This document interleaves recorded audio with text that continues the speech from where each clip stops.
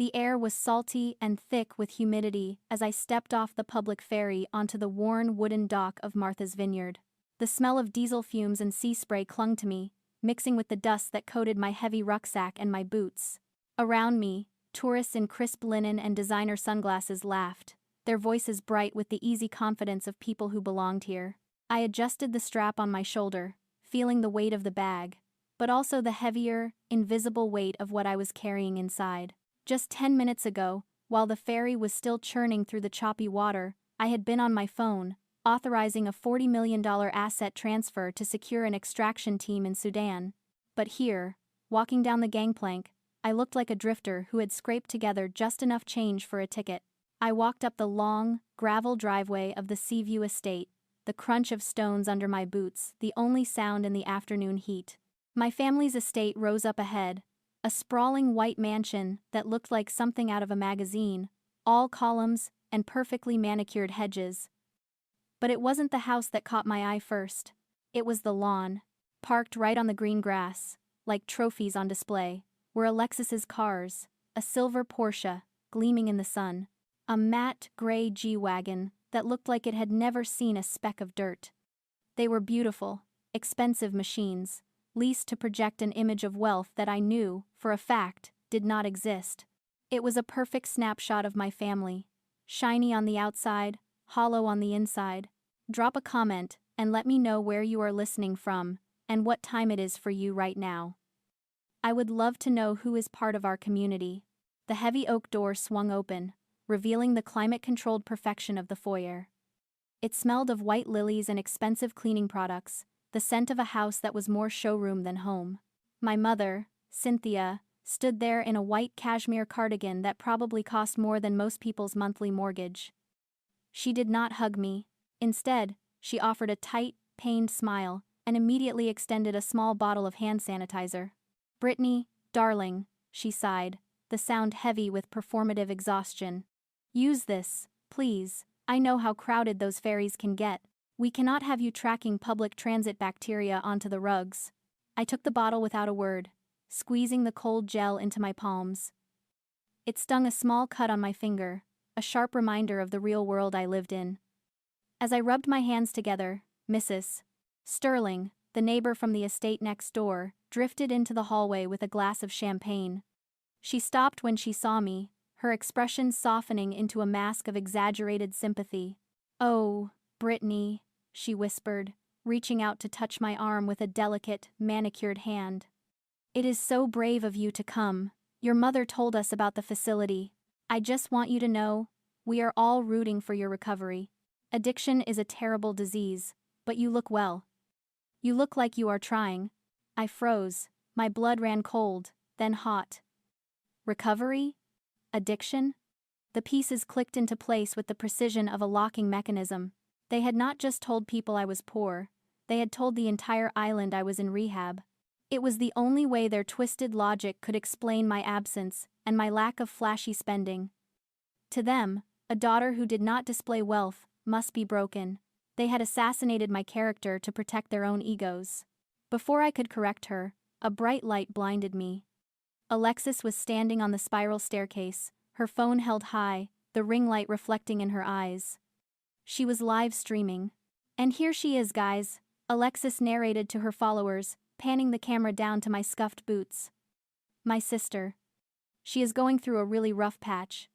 As you all know, but she made it. Backpacker chic, right? Leave some love in the comments for her bravery. She framed me not as a sibling, but as a charity case, a prop for her vulnerable content." I stared into the lens, my face impassive. Inside, I was categorizing this new intelligence. This was not just a family dinner. It was a hostile environment. "Enough with the phones," my father's voice boomed from the study. William strode into the hall, looking every inch the master of the manor, though I noticed the fraying cuffs on his shirt. He held out a wicker basket. "Digital detox weekend. Everyone hands them over. We need to be present as a family. No distractions." He looked directly at me, his eyes daring me to defy him. He wanted to cut me off. He wanted me isolated, without a lifeline to the outside world, where I might actually have some power. He thought he was taking away my shield. I reached into my pocket and pulled out my personal phone, dropping it into the basket. It landed with a soft thud. "Good girl," he said, turning his back on me to lock the basket in his desk drawer. He did not know about the secondary device. He did not know about the microscopic, military-grade earpiece I had slipped into my left ear canal while on the ferry, a direct line to my command center in Virginia. I touched my hair, ensuring it covered my ear. I did not need a screen to run my empire. I just needed a signal. They thought they had trapped a wounded animal, but they had just locked themselves in a cage with a titan. The dining room was a study in performative opulence. A massive crystal chandelier hung low over the table, its light refracting off the silver cutlery and the mounds of bright red lobster shells piling up on porcelain plates. My father sat at the head, cracking a claw with a violence that seemed disproportionate to the task, while Uncle Jeffrey droned on about the waiting list at his yacht club. "It is not just the fees," Jeffrey was saying, waving a butter-soaked fork. "It is the caliber of people. You want to be surrounded by winners, right? That is why we pay the premium." "Exactly," Aunt Carrie chimed in, adjusting her diamond tennis bracelet, a piece I recognized from a rental catalog. "Your network is your net worth." That is what I tell Alexis all the time. Alexis preened under the attention, taking a sip of wine. "Speaking of networks, I just closed a massive brand deal. A skincare line wants me to be the face of their summer campaign. It is huge. 6 figures. Easily." I did not react, though I knew for a fact that her brand deal was an affiliate link for a pyramid scheme that was currently under investigation by the FTC. I kept my eyes on my plate, dissecting my lobster with surgical precision. A soft, double-click sound resonated in my left ear. "Titan, this is command. We have a situation in the Red Sea. Cargo vessel Artemis is flagging a distress signal," pirates confirmed. "They are asking for authorization to deploy the private security detail."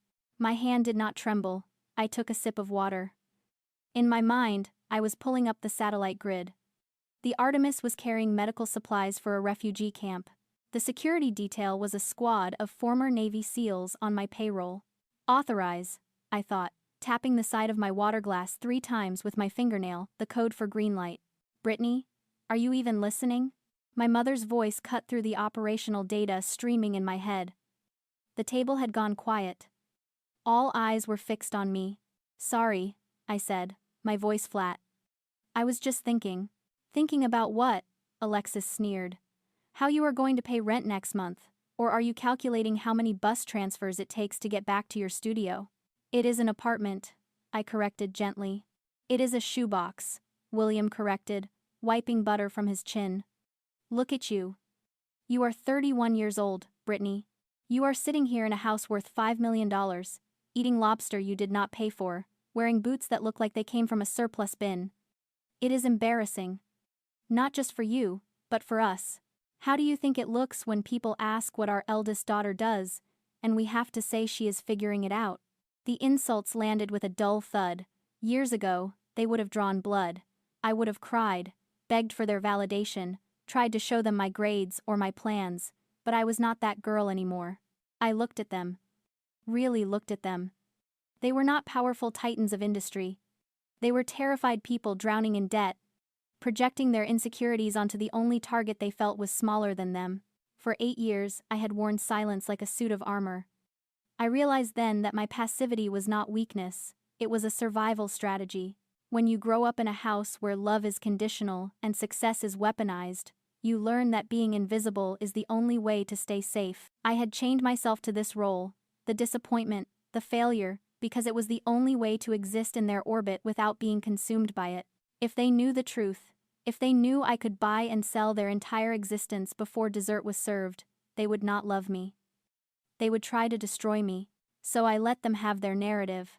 I let them think I was small. It was the tax I paid to keep my true life, my empire, untouched by their greed. "I manage," I said, meeting my father's gaze. "I get by." "You get by," he scoffed, throwing his napkin onto the table. "That is the problem. You settle. But tonight we are done settling for you." He pushed his chair back. The sound of wood scraping against the floor echoed like a gunshot. The air in the room shifted instantly. The mockery was gone, replaced by something colder, sharper. This was not just dinner conversation anymore. The trap was springing. William cleared his throat, the sound dry and authoritative. He did not look at me. He looked at the space just above my head, as if addressing an unruly employee rather than his daughter. This family, he began, his voice tight, is facing a temporary liquidity crunch. Several investments are delayed, and Alexis's brand needs a capital injection to navigate a market correction. It is not a correction, Dad, Alexis interjected, her voice shrill. It is a rebrand. I just need a runway. Exactly, William said. He finally looked at me. We have reviewed the family assets. Your grandmother left you a small trust fund. It is sitting there, doing nothing. We need you to sign it over to the family holding company. Tonight. I stared at him. The small trust he was referring to was indeed small. About $50,000 left by my grandmother when I was 21.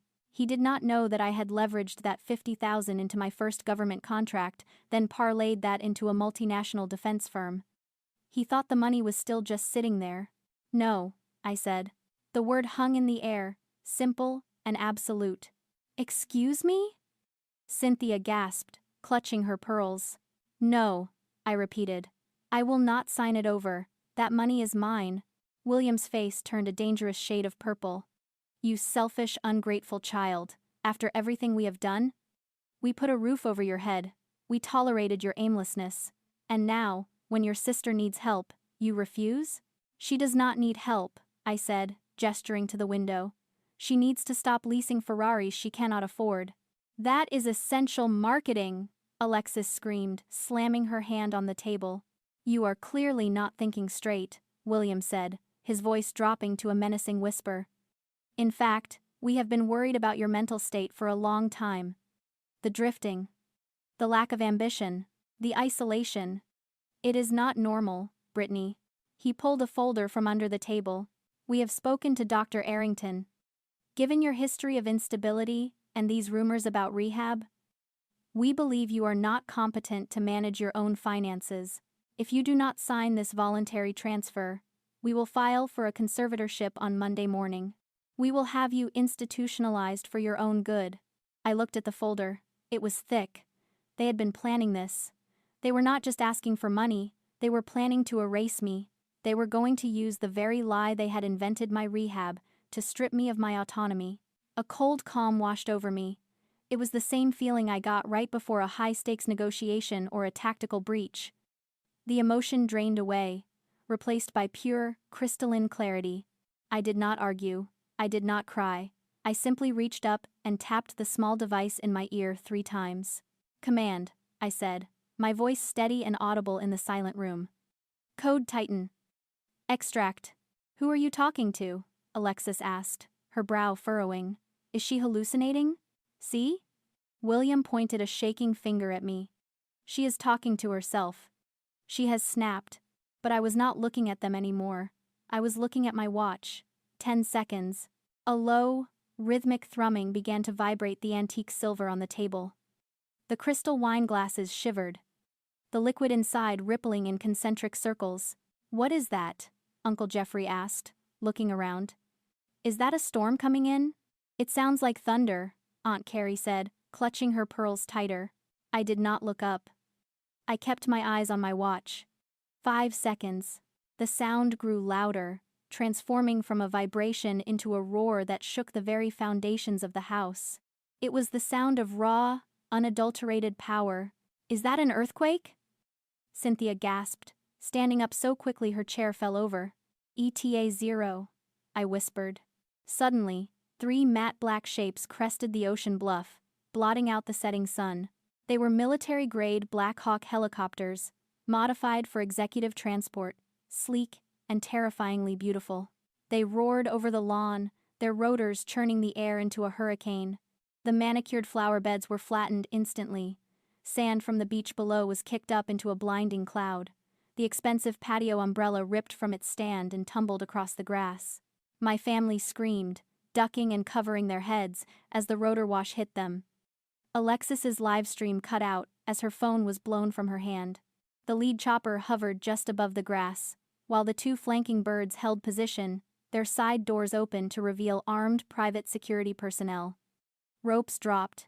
Men in tactical gear fast roped down with practiced efficiency, securing a perimeter around the patio in seconds.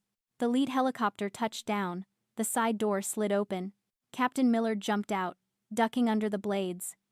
He was a mountain of a man, ex-Special Forces, wearing the Aegis Global Tactical uniform. He ignored my screaming parents, ignored Alexis cowering under the table, and walked straight to me. He stopped 2 feet away and snapped a crisp salute. "Ma'am," he shouted over the roar of the engines. "The Joint Chiefs are waiting on the secure line regarding the satellite grid. We secured the package. We are ready for extraction." I stood up slowly. The wind whipped my hair around my face, but I did not flinch. I felt alive. I felt powerful. I looked at my family. They were huddled together, terrified, small. Their leased cars looked like toys next to my war machines. "What is happening?" William screamed, trying to shield his eyes from the dust. "Who are these people?" I looked at him, really looked at him, and smiled. It was a smile he had never seen before, the smile of a predator who has finally stopped playing with its food. "These are my people, Dad," I said, my voice cutting through the noise. "And this is my ride." "Get off my property!" William's voice cracked, a desperate, ragged sound that tore through the sudden silence of the landing zone. He lurched forward, face purple, pointing a trembling finger at Captain Miller. "You are trespassing. I will call the police. I will have you all arrested." I laughed. It was not a nice sound. It was sharp, cold, the sound of a judge gaveling down a frivolous objection. "Dad," I said, my voice cutting through his hysteria, "do not embarrass yourself further." I reached into my rucksack, the dusty, battered bag they had sneered at, and pulled out a thick blue dossier. I tossed it onto the table, right on top of the lobster shells. It landed with a heavy thud, sliding across the linen, until it hit William's wineglass. "Read it," I said. "What is this?" Cynthia whispered, staring at the Aegis Global logo embossed in silver on the cover. "It is the truth," I said. "You wanted to know what I do? You wanted proof of my little aviation thing?" "Aegis Global is not a travel blog, Mother. It is a Tier 1 private defense contractor. We handle logistics for NATO, disaster response for the UN, and executive security for half the Fortune 100. Our current valuation is $5.6 billion. The number hung in the air, sucking the oxygen out of the patio. 5.6 billion. Alexis let out a small, strangled noise. "Billion?" "With a B," I confirmed. "I do not lease my cars, Alexis. I own the fleet." William stared at the folder, his hands shaking so hard he could not open it. He looked up at me, his eyes wide with a mixture of greed and terror. "But why? Why did you not tell us?" "We could have." "You could have what?" I interrupted. "Spent it? Used it to buy more friends who do not actually like you?" I looked at them, my father, sweating in his tailored shirt, my mother, clutching her pearls like a lifeline, my sister, whose entire identity was built on credit. For years, I had wondered why they hated me, why my humility triggered such visceral aggression in them. Now, looking at their panic, I finally understood. It was not about me. It never was. They did not attack my poverty because they were worried about my well-being. They attacked it because it was a mirror. They were terrified of their own reflection. They were drowning in debt, suffocating under the weight of maintaining a lie, and seeing me calm, unbothered, living without the need to perform was an insult to their struggle. Their cruelty was just a projection. They were shouting at their own empty wallets, using my silence as a canvas for their deepest insecurities. They needed me to be a failure, so they could feel like successes. "You are trespassing," William repeated, but the fire was gone. It was a whisper now, a reflex. "This is my house." "Is it?" I asked. I walked over to the table and flipped the dossier open to the second page. A property deed. "I did not just buy a helicopter, Dad," I said, my voice low and lethal. "I bought the note on this estate 6 months ago. The bank was preparing to foreclose. You have not paid your mortgage in 2 years." Cynthia gasped, her hand flying to her mouth. "William?" He said nothing. He just stared at the paper, at his own signature on the original loan, now owned by Aegis Holdings LLC. I am your landlord, I said. And you are currently 6 months behind on rent. I have been letting you stay here, because I thought maybe, just maybe, if I gave you enough rope, you would pull yourselves up. Instead, you tried to hang me with it. I turned to Alexis. She shrank back, terrified. And you, I said. Your lifestyle brand? I bought your business debt last week. The manufacturers you stiffed? The credit lines you maxed out? I own that paper too. Every lease, every loan, every lie you have told to keep up appearances, I own it all. The realization hit them like a physical blow. The dynamic in the room did not just shift, it evaporated. They were not the elite family dealing with a black sheep, they were tenants, debtors, dependents. And I was not the disappointment. I was the bank. So, I said, checking my watch again. You have two choices. You can sign the eviction papers my legal team will be sending over on Monday. Or you can enjoy your lobster. I looked at Captain Miller. But not this lobster, I said. I turned to the catering staff, who were standing frozen against the wall, trays of uneaten food balanced precariously in their hands. Pack it up, I said. All of it. The lobster, the corn, the wine. Put it in to-go containers. Brittany? Cynthia squeaked. That is our dinner. Is it? I asked. I paid for the house. I paid for the kitchen it was cooked in. And, judging by the ledger I reviewed this morning, I am pretty sure I paid for the catering deposit 6 months ago when you used the emergency credit card I authorized for household repairs. I signaled to Captain Miller. He nodded, and 2 of his team members moved forward, gently but firmly taking the trays from the stunned staff. My crew has been flying standby for 6 hours, I said. They deserve a proper meal. You guys can order pizza. I hear Domino's delivers to tenants. I walked toward the lead helicopter. The wind was picking up again as the rotors began to spin faster, a rising whine that signaled departure. Wait! William lunged forward, stopping at the edge of the rotor wash, afraid to come closer. Brittany, you cannot just leave. We need to discuss the terms. We need to fix this. I paused with one foot on the skid of the Black Hawk.